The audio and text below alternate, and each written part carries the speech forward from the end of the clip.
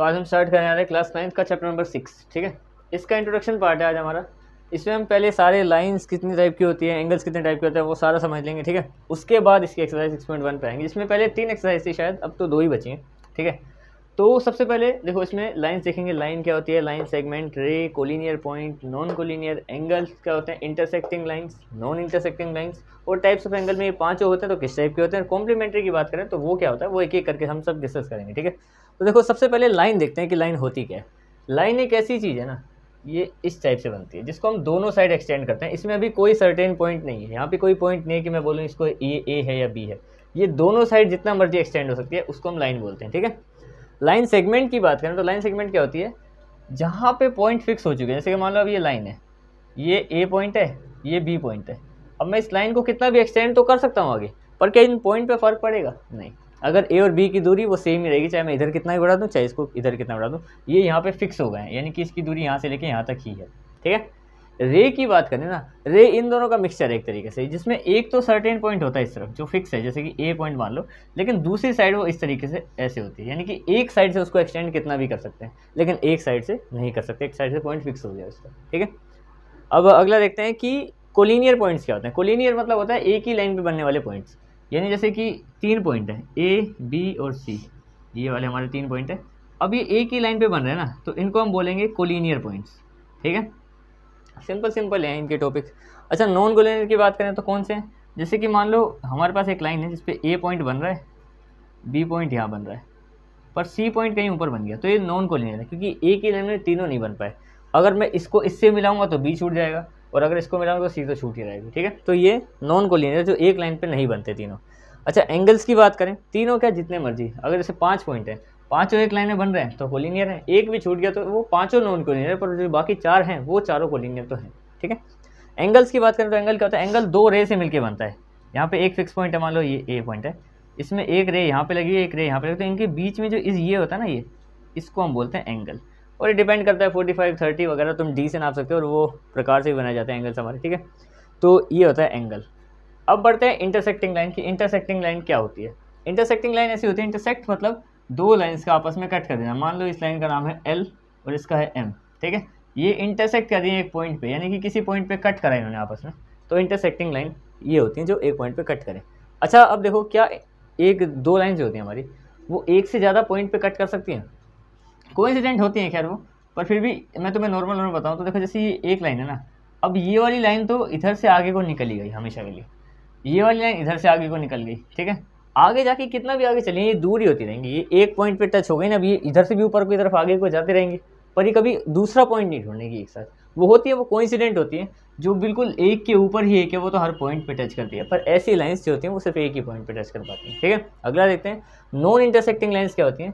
देखो सिंपल सी बात है, इसमें ये इंटरसेक्ट ही ना करें, ये यहाँ से जितनी दूरी है यहाँ पे भी उतनी दूरी, और ये आगे कुछ चलती रहें सेम दूरी पे, ठीक है। मान लो लाइन ए और लाइन बी ये इस तरीके से खींची गई हैं कि कभी भी एक दूसरे को कट नहीं करेंगी, और इनको हम पैरेलल लाइंस बोलते हैं, इनको हम बोलते हैं पैरेलल लाइंस, जो आपस में कभी भी एक दूसरे को कट ना करें।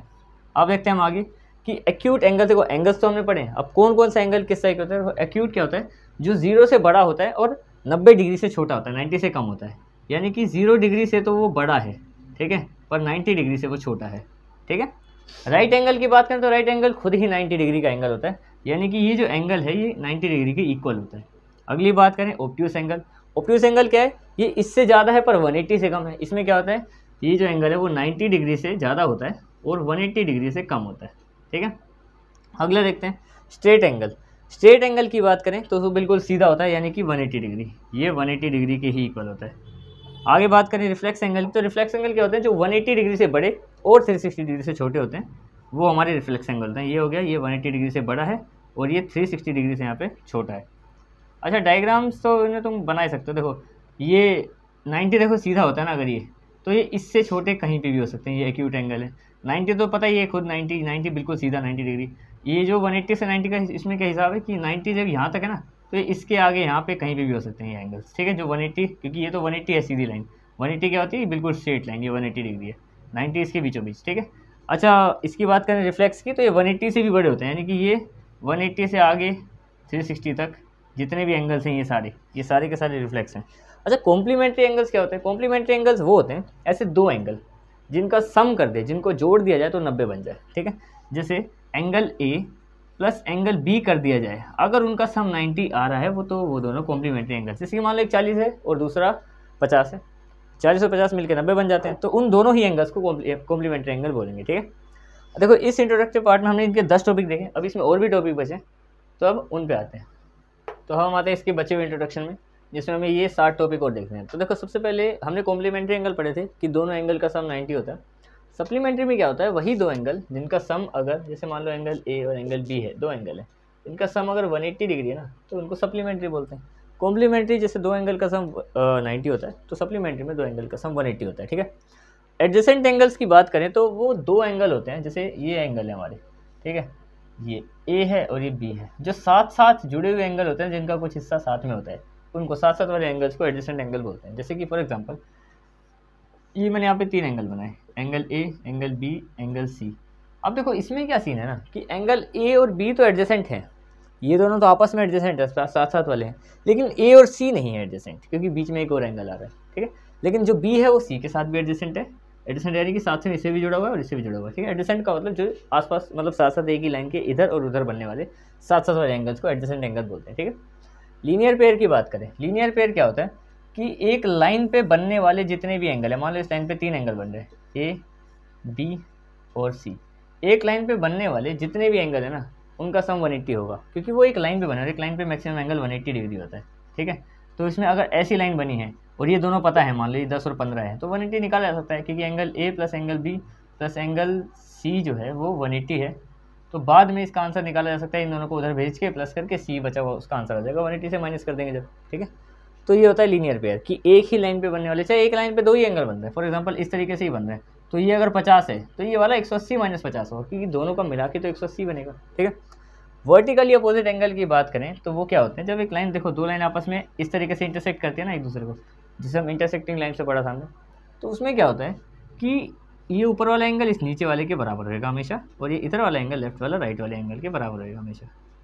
दो लाइन नहीं खींचनी है, यहाँ पे एक ही खींचनी है, ठीक है।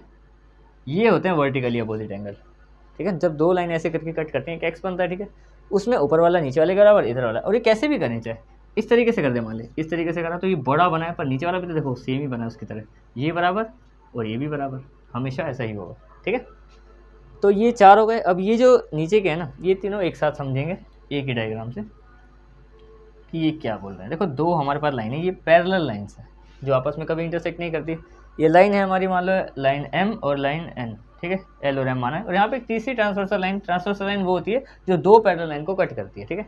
तो ये वो ट्रांसवर्सल लाइन है जिसको हमने बोल दिया यहाँ पे ए मान लेते हैं, ठीक है। अब इस ट्रांसवर्सल लाइन ने चार एंगल बनाए ऊपर, 1 2 3 4, और चार एंगल बनाए यहाँ पे 1 2 3 4, ठीक है, 8 एंगल बने टोटल।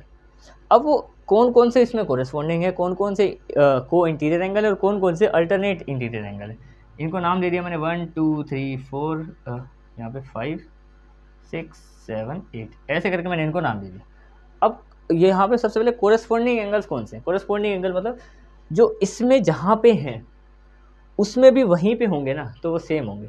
जैसे ए जो एक है वो इनके इस तरफ है, तो वो जो इसमें इस तरफ है ना 5, वो उसके बराबर रहेगा, सेम जगह पे होने वाले एंगल्स। जैसे कि मान लो 4 इनमें इस तरफ है नीचे की तरफ, तो इसमें ये वाला 8 के बराबर रहेगा, उसको हम बोलते हैं कोरेस्पॉन्डिंग एंगल्स, इस तरीके से, ठीक है। सिंपल है, ज़्यादा कोई कॉम्प्लिकेटेड नहीं है। जैसे यहाँ पे 3 है इस तरफ, तो उनका 7 उस तरफ है। कोरेस्पॉन्डिंग एंगल मतलब सेम जगह पे जहाँ पे मिलते हैं, उसमें भी और उसमें भी। पर ये कब? जब दो पैरेलल लाइन को एक तीसरी ट्रांसवर्सल लाइन काटती है, ऐसे कहीं पे भी नहीं होता ये, ठीक है, ये इसी में चलते हैं रूल। अच्छा, को इंटीरियर एंगल की बात करें, को इंटीरियर एंगल क्या होता है? देखो जब दो एंगल, इंटीरियर मतलब अंदर वाले, 3 4 5 6 अंदर वाले, ठीक है, ये बाहर वाले नहीं, ठीक है। को इंटीरियर का मतलब जैसे कि लाइन के एक तरफ बन रही है ये दोनों 4 और 5, तो इन दोनों का जो सम है वो 180 होगा, ठीक है। दूसरा क्या है, ये दो एंगल बन रहे हैं एक ही तरफ लाइन के और इंटीरियर भी हैं, जैसे एंगल 3 और 6, इनका सम, इनका भी सम 180 होएगा। ये सेम रूल चलता रहता है सेम जगह पे, ठीक है। ये भी हो गया। अब हम देखते हैं अल्टरनेट इंटीरियर एंगल, काफ़ी फेमस है ये क्या होता है? सबसे पहले देखो, अल्टरनेट इंटीरियर है तो इसमें भी अंदर वाले एंगल की बात होगी, यानी कि इन दोनों के बीच में जो एंगल है, ठीक है। अल्टरनेट का मतलब है दूसरा, ये इसके बराबर ऐसे नहीं, ये इसके बराबर हो गया, जो इस लाइन के इस तरफ का ऊपर है वो इस लाइन के इस तरफ के नीचे वाले के बराबर रहेगा, और ये वाला इसके बराबर रहेगा, आमने सामने से अगेंस्ट, मतलब जो उसके साथ साथ है वो नहीं, उसके दूसरी तरफ वाला। अल्टरनेट इंटीरियर एंगल, अल्टरनेट का मतलब है ये इधर वाला तो उसमें ऊपर वाला, ये जो 3 है ये 5 के बराबर हो गया, और ये जो 4 है ये बाहर वाले 6 के बराबर, ठीक है।